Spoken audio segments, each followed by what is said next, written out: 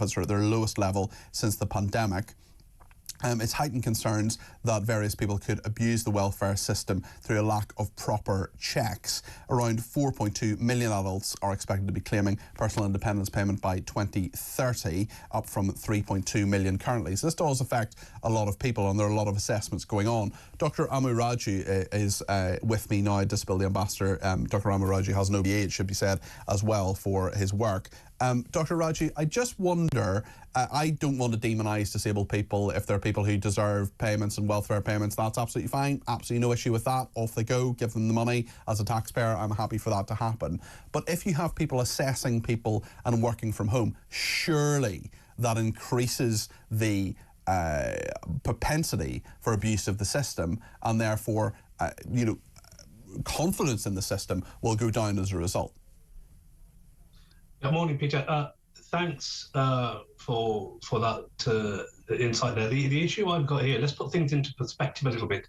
The DWP themselves released some data about 6 months ago where they said the number of fraud claims when it comes to PIP and disability is 0%.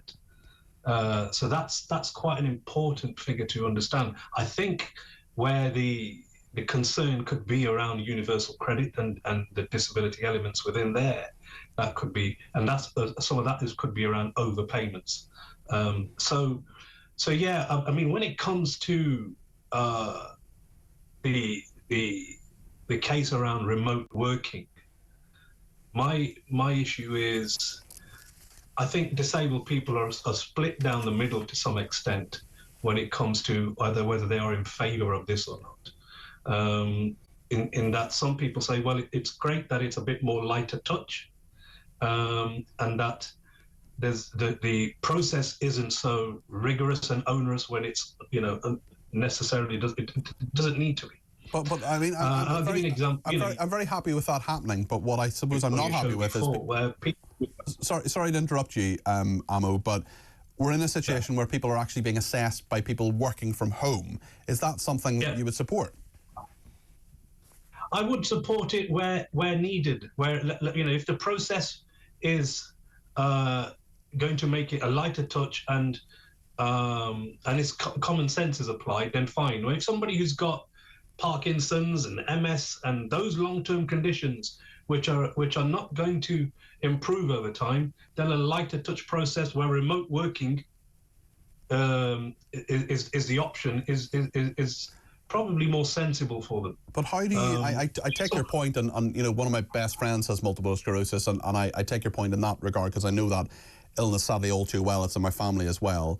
But if this is a new applicant, someone who is saying that they have some sort of disability or some reason why they, I mean, in any conversation, we're having a conversation through video calls now, and I know if I was in the room with you, we would have a slightly better conversation. It's a great conversation. I'm enjoying it, and thank you for joining us this morning, Amo. But I know it would be a different conversation if you were in the room, and I worry about that being lost, especially when it comes to taxpayers' money being spent, quite frankly. Yeah, I'm sorry I did lose a bit of what you said there because the screen froze. But I think the issue is, look, taxpayer money needs to be reconciled appropriately. I think everybody would agree there. The issue is that the disabled people's movement, the disability charities nationally have been campaigning for a while for light touch. I think I might have lost you. No, we still have you. Continue. Go ahead. Sorry. I think they've been campaigning for a lighter touch in terms of the process, in terms of assessments, etc. But equally, there is a flip side to it, and I think the issue around new claimants, that the process needs to be fair. We had this situation years ago, not too far ago, where people were being assessed and being refused benefits and winning 60% of the time at tribunals, which showed that there was the process for new applicants was almost when it was face to face was also unfair. So there needs to be a bit more work done to try and get a fair, balanced approach to assessing applicants, whether it's remotely or in person. But as I say, it's not something that you and I are going to solve for a few minutes on the show. But I think there's a lot more work, and a lot more involvement needs to be